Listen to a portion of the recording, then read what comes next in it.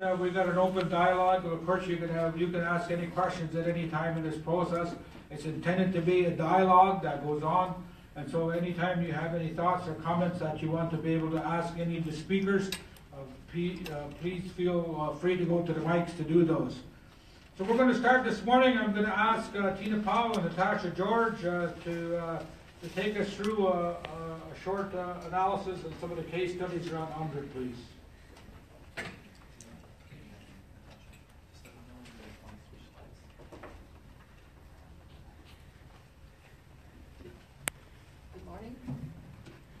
Good morning. Hi everybody, my name is Natasha George. As I said before, I'm a policy advisor at AIAI, and today me and Tina will be presenting on the United Nations Declaration on the Rights of Indigenous People.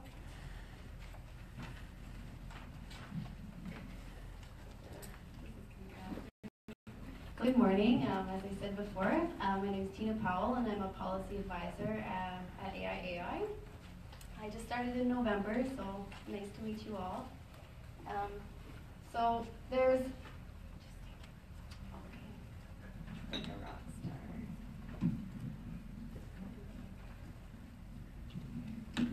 Sorry about that. Oh, this is better.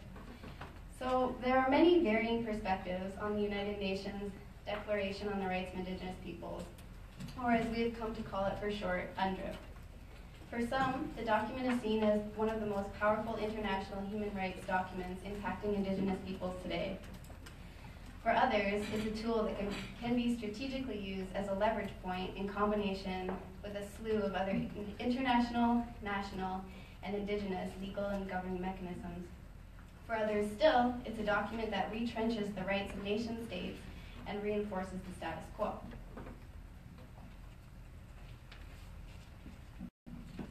So really, determining what UNDRIP is no easy task. And that's why the experts are here today, to talk about this document so we can understand its usefulness, its flaws, and what it is to each person, each community, each nation here. Before we get started, Tina and I are going to relay some basic background information to make sure that we're all on the same page. Just a side note that there's a handout I handed out there. We created this timeline to help illustrate the development of UNDRIP. I think this assists in laying out the international process, but also illustrates the various bodies that have come to shape UNDRIP. As you can see, it began from a study by Mr. Martinez Cobo. That was 1981, 1983. This propelled action within the UN. From there, work related to the rights of Indigenous was developed through various UN councils and working groups. That's that first row there. You can see the process. I would like to point out that this process has the ability to have a filtering effect. That is, documents in this process could be subject to various influences and could change dramatically.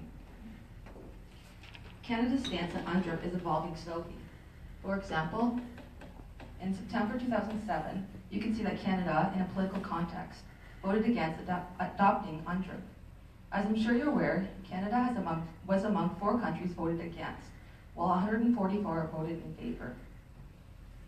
So in 2010, Canada issued a statement of support. And more recently, Minister Bennett officially announced Canada as a full supporter without qualification in 2016. Now that I've touched on the international and Canadian context of this declaration, we'll talk more on the specifics of UNDRIP. So now that we've talked about the history of its development, we're going to move on to what UNDRIP actually is, or what we know in this regard. So UNDRIP is an international human rights instrument. It includes 46 articles that are intended to together outline the minimum rights standards for the survival, dignity, and well-being of Indigenous peoples. And that's actually outlined in Article 43 of the Declaration itself. So the preamble of UNDRIP describes the document as setting a standard of achievement to be pursued in the spirit of partnership and respect. Many say that in this manner, UNDRIP reinforces treaty relationships and strengthened partnerships between Indigenous peoples and nation-state governments. So many understand UNDRIP as laying out the essential economic, social, cultural, spiritual, political, and territorial rights of Indigenous people, and the minimum actions and expectations of nation states to support these rights. So, if you want to go to the next slide. We've just outlined a few of the notable articles in this regard. Reasons why many people see UNDRIP as a positive document. So it outlines in Article 3 the right to self-determination, which is the right to freely pursue economic, social, and cultural development. Article 5, it outlines the right to maintain distinct political, legal, economic, social, and cultural institutions while continuing to participate fully in the political, economic, and social and cultural life of the state. Article 19, which is referenced a lot, outlines the right to free, prior, and informed consent to any state actions that have impacts on Indigenous nations. Article 20 outlines the right to the means of subsistence and development. Article 25, the right to maintain and strengthen spiritual relationships with traditional territories. Article 26, the right to own, use, develop, control traditional lands and lands otherwise acquired. Article 28, the right to redress, including restitution and compensation for traditional territories taken or damaged without free, prior, and informed consent.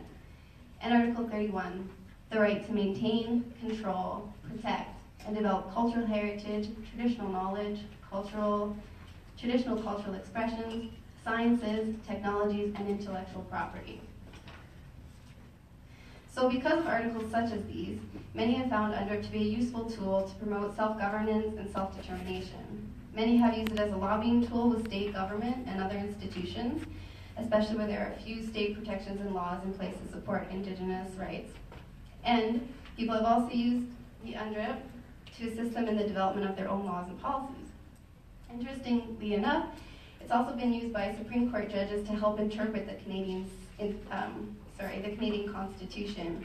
It was even used prior to Canada's endorsement in a case because at that point it was an international legal document and can inform interpretation of a national constitution.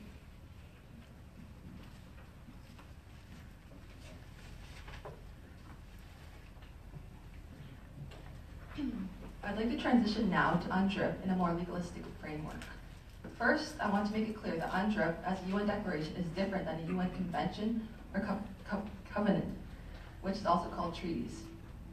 A declaration is not legally binding or enforceable, whereas a convention is a source of law within the UN. A ratified country is legally bound and monitored by enforcement agencies. However, UNDRIP does reflect rights already found in other human rights treaties. These are conventions that have been ratified in Canada.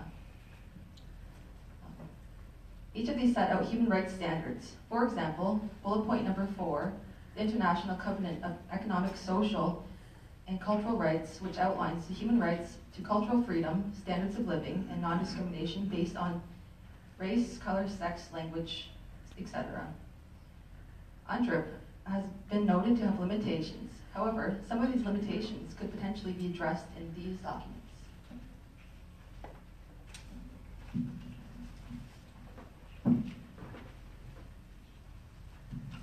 So now that we've talked about UNDRIP in the international context, we're going to talk about it a little bit, just very briefly, in the Canadian context.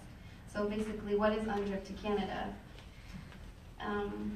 So Canada considers UNDRIP a non-legally binding document that does not reflect customary international law nor change Canadian laws.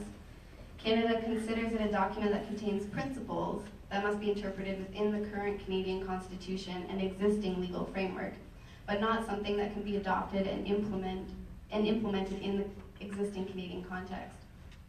So Canadian Justice Minister Jody Wilson-Raybould stated very clearly at a recent Assembly of First Nations annual meeting that UNDRIP is in fact not reconcilable with Canadian laws. To quote her here, she said, "Simplistic approaches, such as adopting the UNDRIP as being Canadian law, are unworkable and respectfully a political distraction to undertaking the hard work required to actually implement it."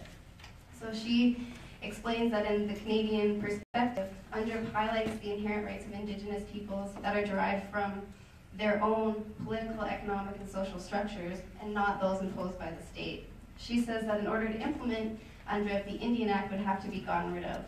But she says this isn't a practical option, as so many systems and structures need to be created by First Nations prior to being able to get rid of this Indian Act. So Canada believes that the principles of UNDRIP should be implemented through existing legal structure and Indigenous rights interpreted through Section 35 of the Canadian Constitution.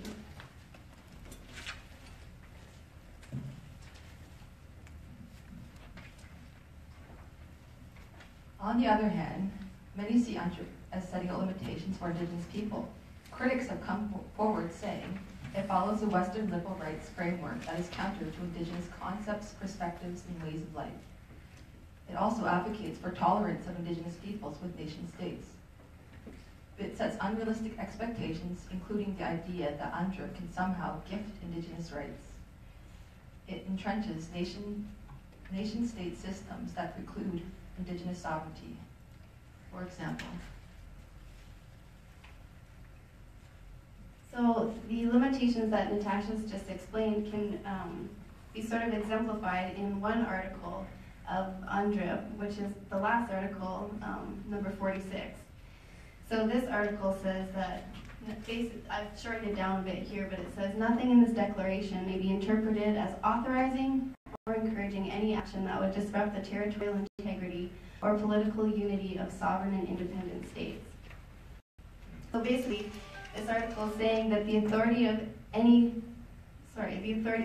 state has over its territory is not to be challenged or disrupted on the basis of Indigenous rights. In other words, the sovereignty and territorial authority that Indigenous peoples have over their lands does not supersede the authority of the state. That is to say, these rights can only be exercised within the sovereign bounds of a nation state. So for many First Nations, this is completely counter to assertions of jurisdiction and sovereignty, and it's completely in opposition to inherent Indigenous rights and treaty relationships. So for many, this article confirms some critics' suspicions that UNDRIP is only supporting Indigenous rights to the extent that they fit within the existing Western frameworks and nation-state systems. They're saying it does not challenge the authority of the state or support the sovereignty of First Nation, and thereby reinforces a maybe slightly better status quo.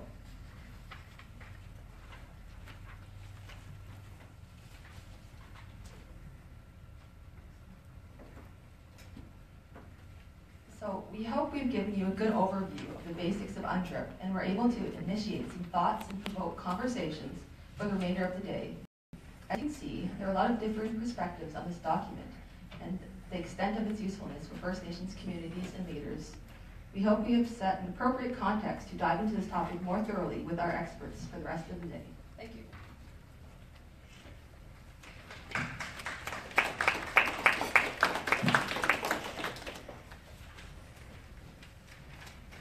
Thank you, ladies. There's a lot to be thinking about that they've just talked to us about, and I think the context of the dialogue, we'll see where all that fits, and we hear from Sharon. I want to introduce Sharon now. Sharon is Cree. She's worked at the United Nations for, gosh, I don't know, I've met her way back, early 80s sometime. So she's been there for a long time. She's participated in a lot of the international work that's gone on. She's written books regarding our elders' understanding of our rights, evolving international law regarding Indigenous people. She's written many international articles. She's spoken worldwide on these issues as they relate to our people. And one of the big areas that I remember her work being particularly strong on was the UN study on treaties. And Alfonso Martinez, when he traveled through Canada, and people had an opportunity to participate in that. And so I want to introduce Sharon this morning to be able to speak to us, and I know her as an advocate. I know her as somebody that's really strong on land and resources and treaties. And so Sharon, this morning, if you could come and speak to us, please, I'd be happy to listen to your words of wisdom.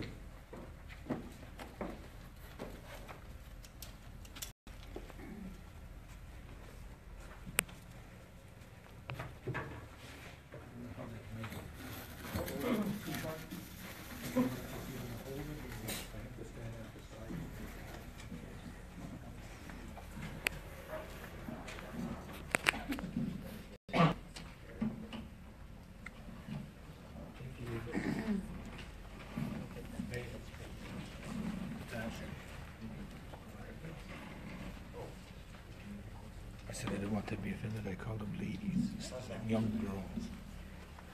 Hi. Good morning, everyone. Good morning. Good to see a lot of people I recognize in the audience. I'm glad to be back in your territory. I'm not gonna make it. I ended up in Calgary yesterday and they had a big snowstorm. Couldn't happen to a bunch of nice people. Anyway, it's funny to thank you very much for that presentation, starting off with the declaration. It's kind of funny to see a history of the work of the at the UN when I was there at the beginning. So I just want to talk about your timeline. Actually, Martinez Cobo started his study in 1972, and it was a reaction to the first conference against racism. And what was identified was the Western countries' racist attitudes towards indigenous peoples. And because in 1952, the former Soviet Union, Mr. Putin's former government, or whatever, maybe still is the Soviet Union, they had raised the issue in the Human Rights Commission, which was there before what is now called the Human Rights Council. But in the Human Rights Commission, they had raised the issue of dealing with indigenous peoples of the Americas who were colonized as a subject matter of the Human Rights Commission. And the former First Lady of the United States, Eleanor Roosevelt, was the chair of the Human Rights Commission, and flat out refused and said that if they put that topic on the agenda, they would shut down the Human Rights Commission and it would cease to exist. So countries caved in to that, I would say, temper tantrum in 1951, 52, and everything sort of went silent for a while. And then it was raised at the first conference on racism about indigenous peoples who have been colonized. And if you look at the working definition of the United Nations, and this is still the working definition, it says peoples who are in their territory at the time of contact, who remain in their territory and are living under a foreign system, or in other words, colonized. That's the working definition of indigenous peoples who were there at the time of contact, which is why I always question how come Métis think that they're indigenous people, but that's another issue. But I think the thing is that you have to realize that this is the working definition within the UN system. And this drafting of the declaration did not begin in the UN system. And I think people don't know the history of how it came into being, so I'll just tell you what happened. In 1972, with the occupation of Wounded Knee, I'm sure people that will sort of remember that or have read papers about it anyway. With the occupation of Wounded Knee, there was a push that you had to go outside the country to find justice for indigenous peoples. And when people heard about Martinez Cobo's work, and actually the person that drafted the document, it wasn't really drafted by Martinez Cobo, but it was drafted by a fellow named Augusto Williamson Diaz. He just recently passed away, but he was from Costa Rica. Anyway, they started looking at issues of indigenous peoples and promoted a study. The study was talking about what's the situation of indigenous peoples in these colonial countries, and it focused more on the Americas because that's where it's most relevant that we have been colonized and continue to be colonized in our territories, and we have not been allowed to decolonize because, I don't want to go into a big legal history, but Belgium offered up a definition of decolonization in the 60s, which they call the blue water theory. And so the blue water theory says that you have to have blue water over an ocean between you and the colonizers. So I'd all recommend that you go across the river in Gatineau and stand over by the Museum of Civilization and yell across the river and say, "You're colonizing us." There's blue water then between the two of you. But they had this idea that we couldn't go to the Decolonization Council of the United Nations, which they call the Committee of 24. And so they prohibited indigenous nations from going to this committee. It is a self-serving definition that Belgium offered up and was supported by Western governments. But in this process, indigenous people started looking at what are our rights internationally? And if you look at the Charter of the United Nations, going back to 1946, what is the principles of the Charter of the United Nations? What is the United Nations supposed to do? The most fundamental principle of the Charter is to promote the right of nations and peoples to self-determination. Nations and peoples, not state governments, but nations. And peoples with an S. What state governments have done is they have captured, you can use that word, the United Nations system and have tried to mold it in their image, so to speak. And so indigenous peoples from 1972, after this, what was going on in Wounded Knee, from Turtle Island, started drafting our own rights of indigenous peoples. And because we're not talking about our rights as human beings, we're talking about our rights as being in Turtle Island, that we have rights and obligations to all of the creation. And we tried to capture that in what we were doing. So indigenous peoples, we have rights not only as human beings, but beyond that. So I always say indigenous peoples have rights and responsibilities, including our human rights, but not limited to our human rights. And what state governments and other people are trying to do is they're trying to limit our rights to human rights, Western model of human rights. And the problem with this pushing towards that issue of human rights is very simple. Human rights deal with individual rights. Indigenous peoples, we have always maintained our collective right. That we have a right of the collective. That's why the drafting of this document was such a earth-shattering moment within the system. Because it referred to the collective rights of a peoples. Not as individuals, but as a responsibility of indigenous nations.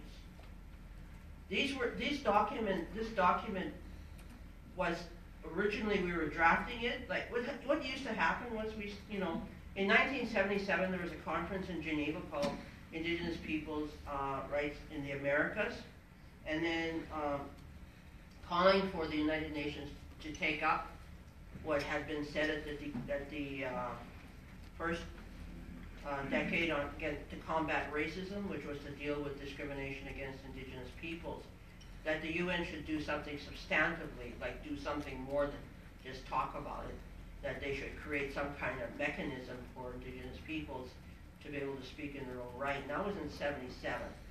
But other indigenous peoples like the Maori from New Zealand or Aotearoa, Aboriginal peoples from Australia said, hey, you've excluded us from this process. The Maasai from Kenya, different people said, well, we've been colonized too, we've never been allowed to decolonize. Now there are some people who have gone through the decolonization process, who participated in the decolonization process. And a lot of countries in Africa, our indigenous peoples, they participated in the decolonization process and emerged as a state under the Western framework. But, you know, you look at the Maasai in Tanzania and Kenya, when those two countries are emerging from under the United Kingdom and became, you know, countries, those people, the Maasai, said, we don't want to be incorporated into the state. We want to maintain our treaty relationship. And so they did not participate in the decolonization process. So they still fall in the category of indigenous peoples. So you have to look at, you know, quite carefully as to what's going on there. But in 1977, there was a call to create a mechanism or something in the system. And nothing happened until in 1981. There was another call. There was another conference held in Geneva where there was talking about lands and resources, because most of the time our focus on these discussions has been lands and resources. But at these meetings that were going on, we were drafting our own declaration. What are we as indigenous peoples think about what should be if we had the opportunity to have an instrument? What would that look like? And so in 1982, the United Nations said, well, they established a working group on indigenous peoples, and it had a twofold mandate. One was to review recent developments in indigenous peoples' territories to gather information. So you could go there and say, you know, this is what happened. Like, you know, for example, now this morning we were talking at the table that there are more children in care in Canada now than there were in the residential schools. You could bring that information there to the United Nations, or, you know, of course Canada, you know, they'd always come out and say how great it was to be in Canada, and other indigenous people would come over to us and say, can we move to Canada? It sounds like a great place. And then you have New Zealand come and say how great it was to live in New Zealand. And then we go to the Maori and say, can we move to New Zealand because it sounds like a great place. And, you know, it was just kind of, that's what the state governments would do. But during these meetings, we used to have a continued dialogue about what our own declaration was going to look like. This is not in the UN system. This was outside the UN system. It was our own meetings. And somebody used to carry around a copy or a couple copies of it, usually in English and Spanish. And then we'd sit around and we'd talk about it, we'd review it, and people would add words, take out words, and stuff like that. And then in 1985, we had an unfortunate situation happen. We were in a meeting similar to this kind of meeting amongst indigenous peoples, and there was a non-indigenous person who wanted to sit in the room. And up until then, we were more or less ourselves talking, and we say, well, you know, just amongst ourselves, we're just talking. And I said, well, you know, we just want to sit in and listen, and, you know, we're just supporting you guys, you know, just here. People say, oh, okay, let the guy sit there. So we sat there. But what he did after we left Geneva is he took our document and he tabled it in the UN without our consent. Our I think it was 22 or 23 principles that we had been working on amongst ourselves. He tabled it in the UN. And what the United Nations did is they seized it and they started talking about the drafting of a declaration. And that's where this whole struggle became a very big struggle. Because then we had to defend our original draft. And let me tell you, it was not a lot of fun. The UN expanded time. They gave 1 week of the working group on indigenous peoples to the drafting of the declaration. And then week 2 was for other activities. But that meant people had to be on the ground in Geneva for 2 weeks. In July, in August, or July in Geneva in the height of summer, when it's expensive to be there. And so we had to try to struggle to save the declaration.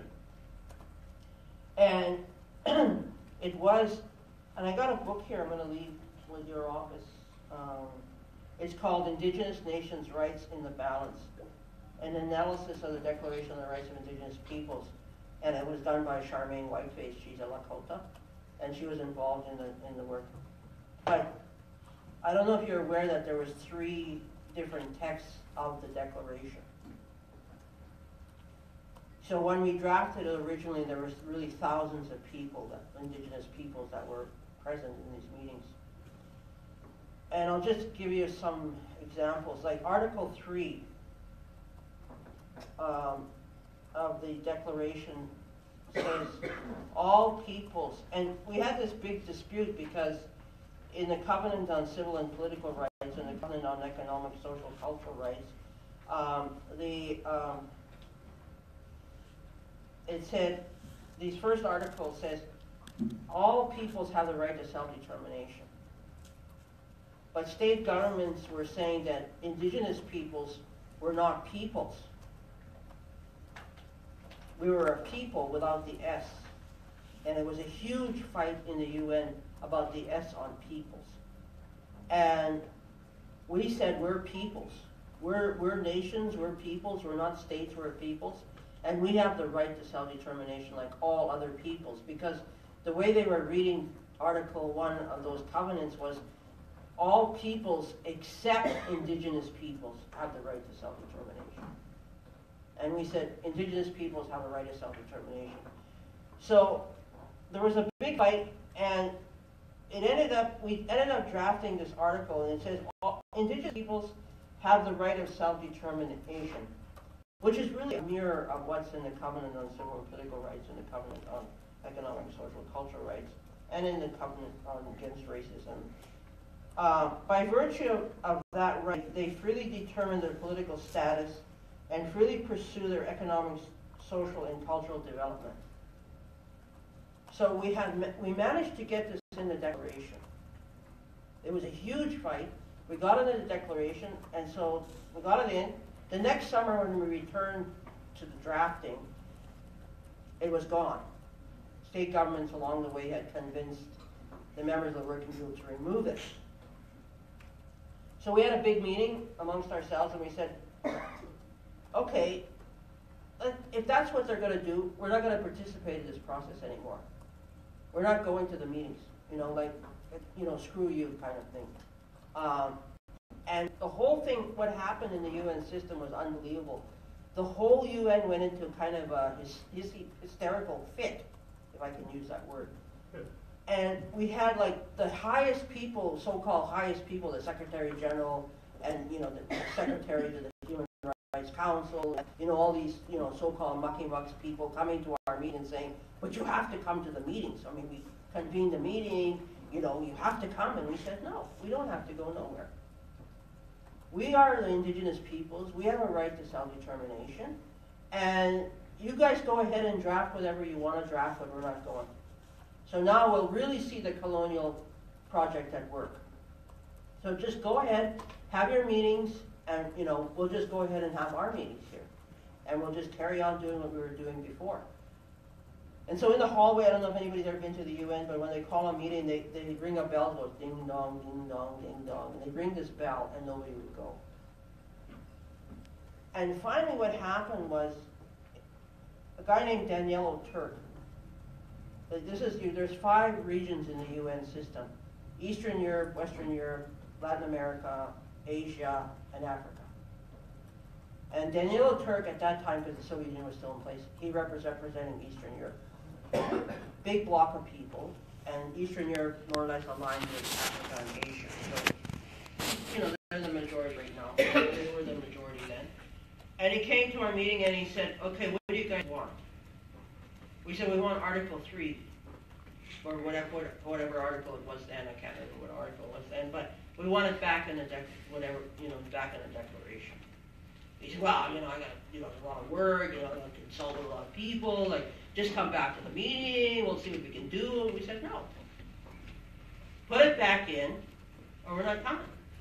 So just go away, enjoy yourself, do whatever you're going to do, but don't bother us anymore. And he came back about, 5 or 6 hours later, and said, okay, it's in. We put it back in. We said, no, not good enough. Just not trust you. How do we know that you're not going to take it out down the line? We need a guarantee that this article will never be removed from the Declaration, no matter what happens. Because our thinking was, and still is, indigenous peoples have a right to self-determination. ties us back to the Charter of the United Nations, which says all peoples and nations, all nations and peoples have a right to self-determination. So we wanted Article 3 in there, come hell or high water. And he said, well, I don't think I can do that. And we said, okay, fine.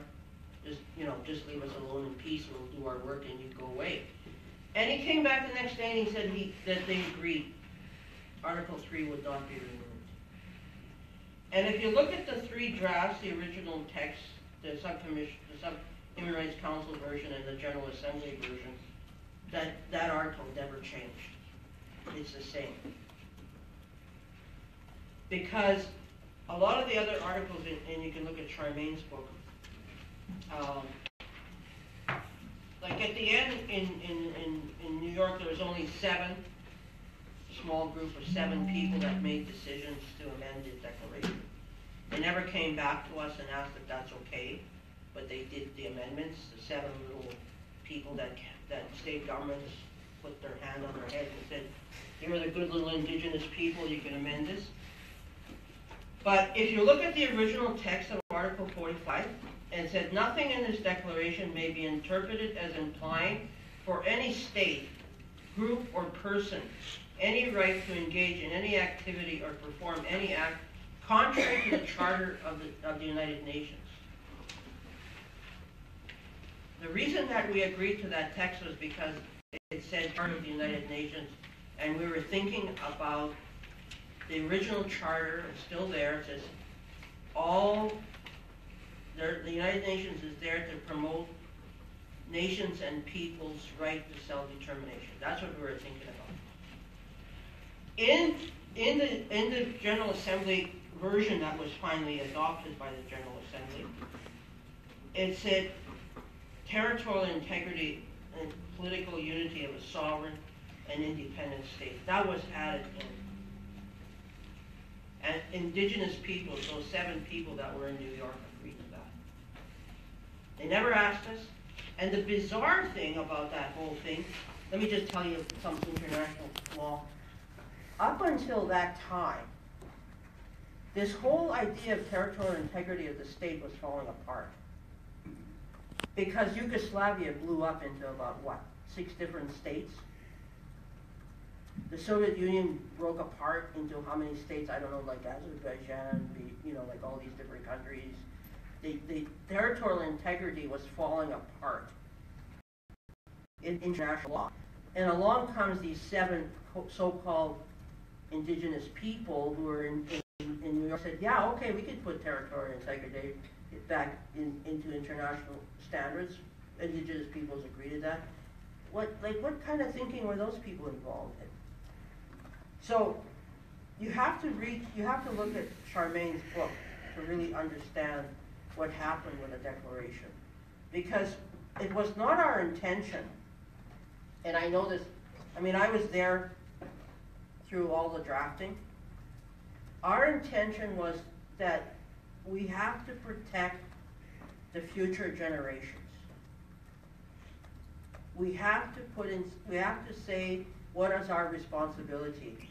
And if you look at the actual drafting of the first declaration, which started in 1987, and were actually completed in 1992, you know that. State governments did not believe that we could do it. They thought they would just send us off into kind of a, like a no man's land, and we would never get anything done. They thought we'd be all fighting amongst each other, and, countries, different languages, all this sort of stuff. They never thought it would happen. But the thing is, we started out with one very fundamental principle. As indigenous peoples, we have responsibilities and obligations to the future generations. And because of that focus, we're able to, manifest this declaration. And then, state governments spent from 1993 until 2007 destroying it. Basically is what they did. So I don't believe the Declaration on Rights of Indigenous Peoples, now as it presently stands, is an instrument that could be used except for Article 3. Because Article 3 ties us back to the Charter And if you look at the elements of self-determination, and understand the elements of self-determination, the issue of us making decisions based on our own values, our own priorities, our own life is fundamental to us still. So if you, and I know Sagic is going to be here later, I don't know if he's here yet, but I know he's trying to, Romeo is talking about making legislation. Now the problem I have with making legislation is very simple.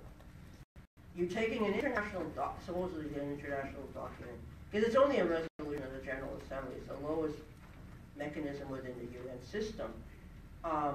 But you're taking that and you're putting it into domestic legislation, which means that if we ever wanted to move to a binding convention, the state governments would say, well, indigenous peoples have already adopted and have agreed to adopt within the state government, this is the standard. And I think that's where we would put in jeopardy the future generations. So I think you have to really think about that and how that's going to play out.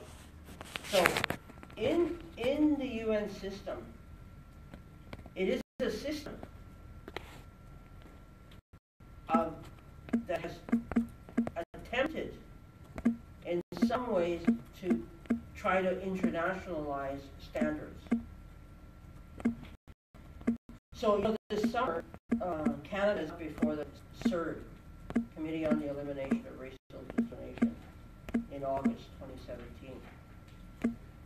And we're preparing a shadow report to them about Canada's denial of our right of self-determination, our right to lands and resources. Because in 2012, when Canada was before CERD,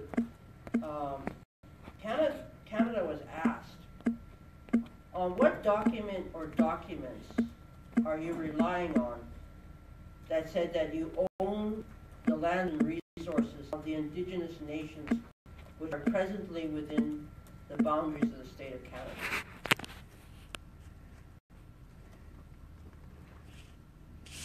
Canada did not answer. I was just there in August, and I saw that